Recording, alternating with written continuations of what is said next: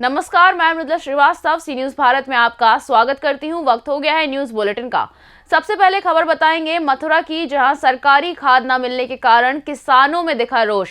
साथ ही बताएंगे एक बार फिर कैसे और कहां देश की बेटी की इज्जत के साथ हुआ खिलवाड़, और दिखाएंगे कि कैसे सीबीएसई फुटबॉल क्लस्टर में टीमों ने दिखाया अपना हुनर। ऐसी और भी तमाम खबरों पर आइए विस्तार से करते हैं चर्चा।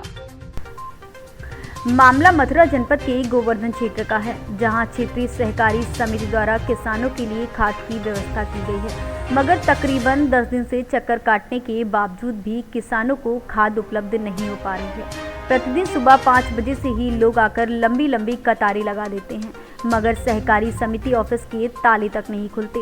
वहीं वहां मौजूद किसानों ने मीडिया से बात करते हुए बताया कि सहकारी समिति के अधिकारी एवं कर्मचारियों पर खाद की कालाबाजारी करने का आरोप भी लगाया गया है। उनका कहना है कि 400 खाद के कट्टे कल आए थे, जो कि गोदाम में रखे हुए हैं, मगर अधिकारी ने उनको यह कहकर भगा दिया कि इनकी पूर्व में ही बुकिंग हो चुकी है।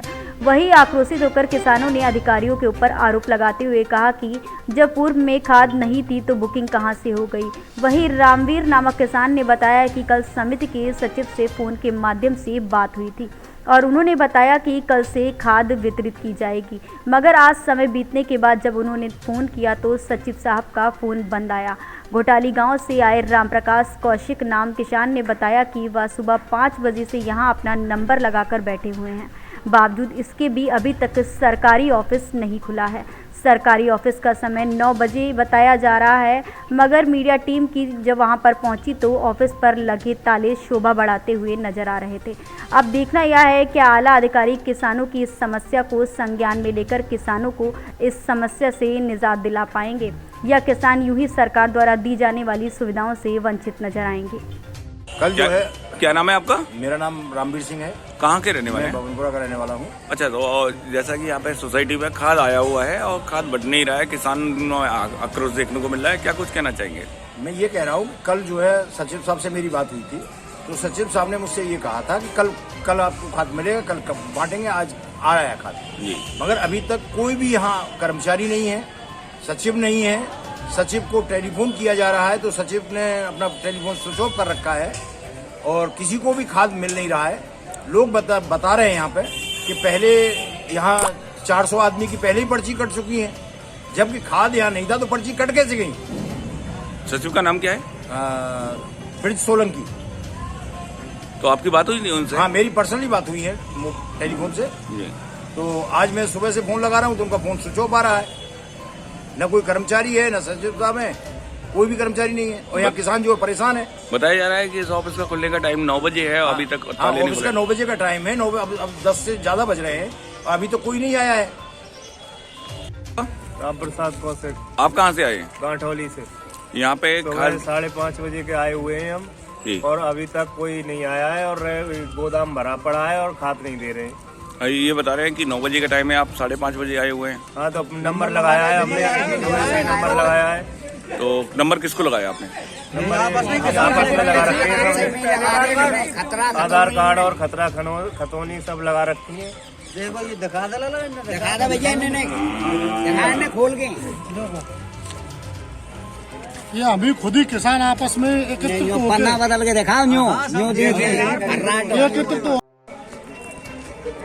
क्या नाम है तुम्हारा? मेरा नाम जयप्रकाश है। कहाँ के रहने वाले हो? मैं भवनपुरा का रहने वाला। किस बात को लेके आज यहाँ सोसाइटी में इकट्ठे हुए? इसलिए हुए हैं कि यहाँ कल खाद आया है, हम 15-20 दिन से परेशान हैं, और कल खाद आने के बाद ये सोसाइटी वाले जितने सचिव हैं और ये हैं, ये सारे अधिकारी हमसे ये बोल रहे हैं कि खाद के पहले ही 400 कट्टों की हमने पर्ची काट चुकी है। जब 10 दिन से 20 दिन से यहाँ खाद नहीं है तो फिर इसकी खाद की पर्ची कैसे कट गई? बताओ, ये खाद कहाँ जा रहा है? किसान यहाँ सुबह कल शाम से यहाँ धरना लेके हम बैठे हुए, हमारी बात को कोई नहीं सुन रहा है। आपने इसकी शिकायत अधिकारियों से की है कभी? हम किसी के पास जाते, कोई सुनता ही नहीं हमारी। गोवर्धन से सी न्यूज संवाददाता विष्णु शर्मा की रिपोर्ट। मथुरा के थाना महावन क्षेत्र में शौच के लिए बहन के साथ गई 14 साल की किशोरी की सामूहिक दुष्कर्म करने के बाद गला घोंटकर हत्या कर दी गई। गुस्साए परिजनों ने 1.5 घंटे तक हंगामा किया। इसी बीच उन्होंने 2 आरोपियों को दबोच लिया। सूचना पर नवागत एसएसपी शैलेश कुमार पांडे और विधायक पूरन प्रकाश भी मौके पर पहुंच गए। आइए सुनते हैं इस दौरान मौजूद एसएसपी शैलेश कुमार पांडे ने क्या कुछ कहा। थाना महावन क्षेत्र में शाम में सूचना मिली कि एक खेत में युवती की जो नाबालिग है उसकी डेड बॉडी मिली है। प्राप्त जानकारी पर तत्काल पुलिस टीम आई, शव को यहाँ से मोर्चरी भिजवा दिया गया। परिजनों द्वारा आशंका जताई जा रही है कि युवती के साथ दुष्कर्म किया है, उसके बाद उसकी हत्या की गई है। 2 आरोपी को भी लोगों ने मौके पर पकड़ा है। आगे की कार्रवाई जो है अभियोग पंजीकरण तथा अन्य कार्रवाई की जा रही है। दोषियों को सख्त से सख्त सजा दिलाने के लिए पुलिस प्रशासन पूरी तरह से प्रतिबद्ध है। अच्छी इन्वेस्टिगेशन करा के दोषियों को जल्द से जल्द मैक्सिमम सजा दिलाने का प्रयास है। मथुरा से सी न्यूज़ संवाददाता विष्णु शर्मा की रिपोर्ट। नवागत वरिष्ठ पुलिस अधीक्षक शैलेश कुमार पांडे ने मथुरा आकर शुक्रवार को चार्ज ग्रहण किया। शैलेश कुमार पांडे 2011 बैच की आईपीएस अधिकारी हैं। इससे पूर्व जनपद मथुरा में एसपी सिटी के पद पर कार्यरत रह चुके हैं। शैलेश कुमार पांडे का शासन ने जनपद प्रयागराज से जनपद मथुरा के लिए तबादला किया है।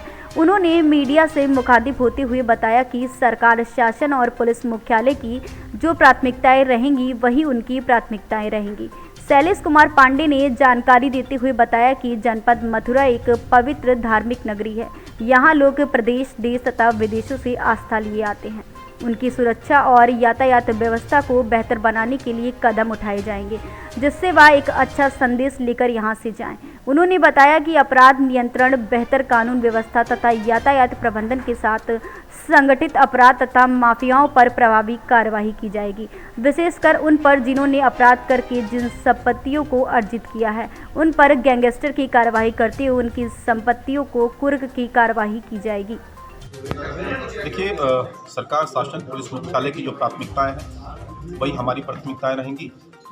अपराध नियंत्रण, बेहतर कानून व्यवस्था, यातायात प्रबंधन और हम सभी जनपद मथुरा की पवित्र धर्म नगरी में हैं, तो यहाँ पे काफ़ी संख्या में श्रद्धालु प्रदेश के कोने कोने से तथा देश के कोने कोने से, यहाँ तक कि विदेशों से आते हैं। उनकी सुरक्षा, साथ ही साथ उनका यहाँ का विजिट जो है वो सुगम रहे, एक सुखद अनुभव लेके जाएं। इसके लिए जो आवश्यक सुरक्षा व्यवस्थाएं, यातायात व्यवस्थाएं हैं, उनको सुनिश्चित करना, संगठित अपराध और माफियाओं पर प्रभावी कार्रवाई, विशेष करके उनके विरुद्ध गैंगस्टर एक्ट के तहत कार्रवाई करते हुए उनकी अपराध द्वारा अर्जित संपत्ति को कुर्क किया जाना, महिलाओं, बच्चों और बुजुर्गों की विशेष सुरक्षा व्यवस्था, मिशन शक्ति अभियान को और मजबूती प्रदान करना, जन शिकायतों का समयबद्ध और गुणवत्तापूर्वक निस्तारण, IGRS सिस्टम को स्ट्रेंथन करते हुए जो लोगों का सेटिस्फैक्शन है उनके पुलिस के कार्यों को लेके, उसको इंक्रीज करना हमारी प्राथमिकताओं में होगा।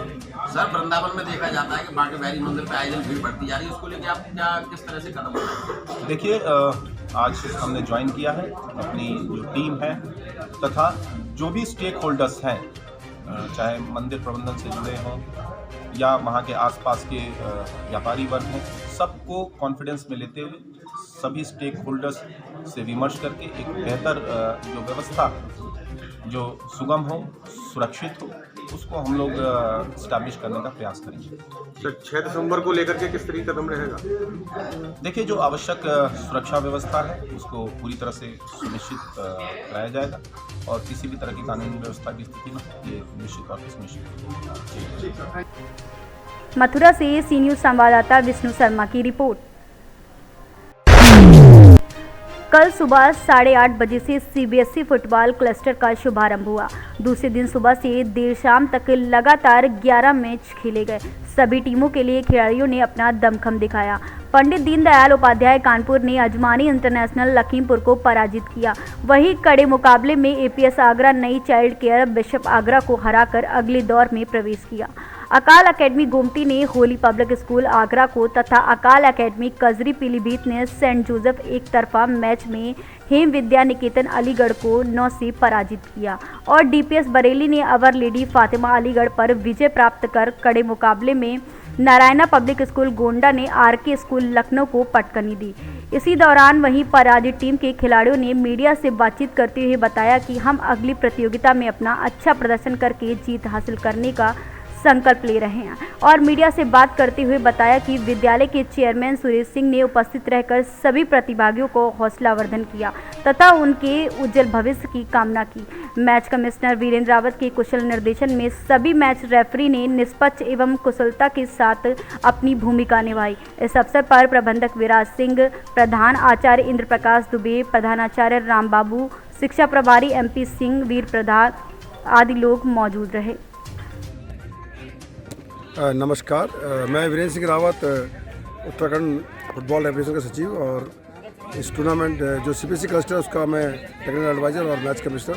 तो मैं सर्वप्रथम तो तहे दिल से धन्यवाद देना चाहूँगा इस स्कूल को, CPSE जो क्लस्टर का आयोजन बडेरा स्कूल के द्वारा आयोजित किया गया है और ख़ासतौर पर इनके जो चेयरमैन है सुरेश सिंह जी का भी, कि जिनके द्वारा बहुत ही बेहतरीन तरीके से यहाँ पे व्यवस्था जो जिस तरीके से बताया गया है कि 64 टीम से यहाँ पार्टिसिपेट किया और रहने की खाने की व्यवस्था और जिस तरीके से हमारे जो ऑफिसर्स उत्तराखंड फुटबॉल एफिलिएशन के सभी 14 ऑफिसर्स यहाँ पे आए हैं और इस टूर्नामेंट को सफलतापूर्वक निभा रहे हैं।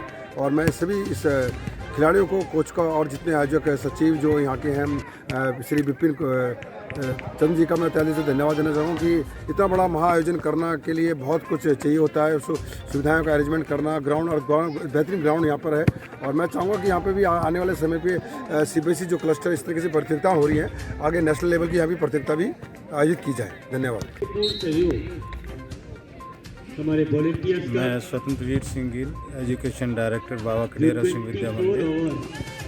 आज हमारे यहाँ पर जो फुटबॉल का क्लस्टर 5th का आयोजन किया गया है, जिसमें ये 5वीं बार हमको आयोजन करने का मौका मिला और हमारे यहाँ पर 34 जिलों की लगभग 64 टीमों ने यहाँ प्रतिभागिता का मतलब जो है रजिस्ट्रेशन कराया है।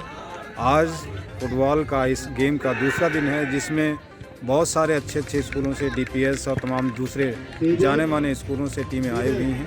सभी खिलाड़ी अपना दमखम यहाँ पर दिखा रहे हैं, सभी टीमें अच्छी तरीके से प्रतिभाग कर रही हैं और यह कार्यक्रम हमारा 4 तारीख तक चलेगा। 4 तारीख को इसका फाइनल होगा और इस खेल के अंतर्गत हमने पहले भी फुटबॉल का डबल क्लस्टर जो है आयोजन किया था और इस दोबारा रिस्पॉन्सिबिलिटी जो मिली है, हम भी इस कोशिश कर रहे हैं कि पूरी तरीके से सभी जितने भी हमारे यहाँ खिलाड़ी आए हुए हैं और प्रतिभागी आए हुए हैं, सभी को अच्छी तरीके से सुविधाएँ दें और वो यहाँ से पूरा अपना बेस्ट परफॉर्मेंस देकर जाएँ। मथुरा से सी न्यूज़ संवाददाता विष्णु शर्मा की रिपोर्ट। अवैध अतिक्रमण के चलते SDM का बुलडोजर चला, जहां बड़नगर कोट चौराहे के तीनों मार्ग, उज्जैन रोड, रुनीजा मार्ग व बाजार के मार्ग पर व्यापारियों द्वारा अपनी दुकान के आगे पक्के फर्श व शेड का निर्माण कर अपनी दुकान का सामान रखकर अतिक्रमण कर रखा था। शुक्रवार शाम रुनीजा मार्ग पर SDM आकाश सिंह, तहसीलदार सुदीप मीणा अपने पुलिस दल बल के साथ मौके पर उपस्थित रहकर व्यापारियों की दुकान के आगे का अतिक्रमण को JCB द्वारा हटाया गया। व्यापारियों ने अपने प्रतिष्ठान के आगे फर्श व शेड का निर्माण कर रखा था, जिसे आज हटाया गया है। यदि आगे व्यापारियों द्वारा पुनः अतिक्रमण किया जाता है तो CPC धारा के तहत 10,000 का अर्थदंड भी लिया जाएगा।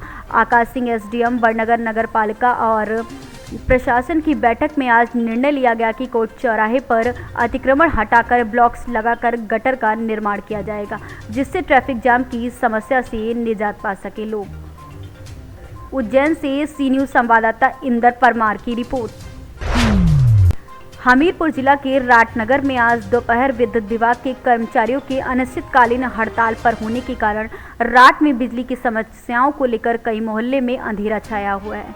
शुक्रवार को दोपहर किसानों ने राठौर आई मार्ग पर नवोदय विद्यालय के पास जाम लगा दिया, परंतु जब तक विद्युत व्यवस्था बहाल न हो जाए तब तक जाम न खोलने की मांग पर किसान अड़े रहे। सूचना पर पहुंची पुलिस व एसडीएम पवन प्रकाश पाठक ने विद्युत विभाग के कर्मचारियों को मौके पर बुलाकर लाइट सही कराने के निर्देश दिए। वहीं विद्युत व्यवस्था जब तक सही नहीं हुई तब तक किसानों ने जाम नहीं खोला। जैसे ही विद्युत व्यवस्था सही हुई तो किसानों ने जाम खोल दिया। आप तस्वीरों में देख सकते हैं कि किसानों ने किस प्रकार से जाम लगाया था। हमीरपुर से सी न्यूज़ संवाददाता अवधेश राजपूत की रिपोर्ट।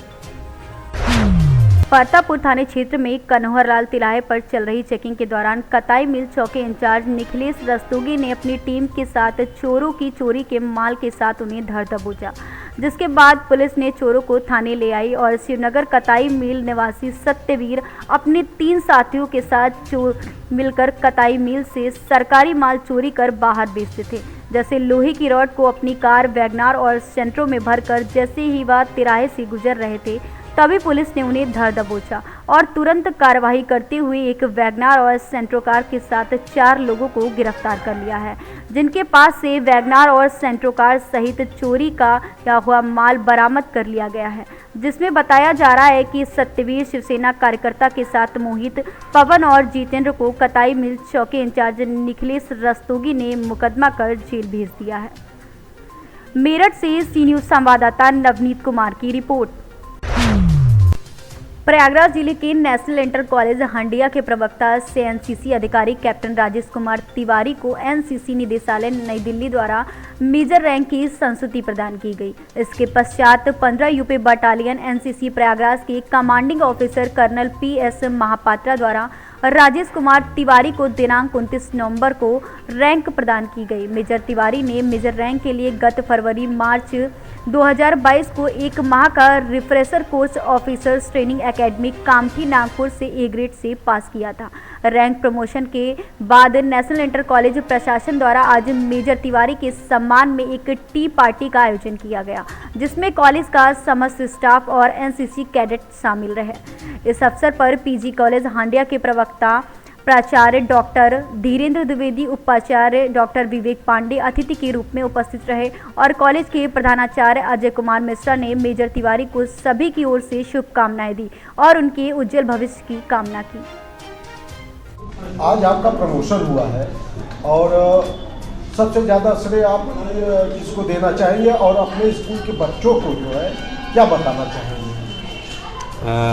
सबसे पहले तो मैं आपको ये बताना चाहूँगा कि मुझे मेजर रैंक पे प्रमोशन मिला है और अनवरत 15 साल मैंने एनसीसी की सेवा की और 3 महीने की कठिन ट्रेनिंग और उसके बाद 2 1 महीने के रिफ्रेशर कोर्स करके मुझे ये प्रमोशन मिला है।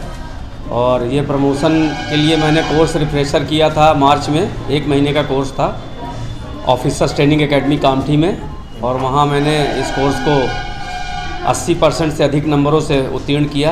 अल्फ़ा ग्रेड से मैं पास हुआ।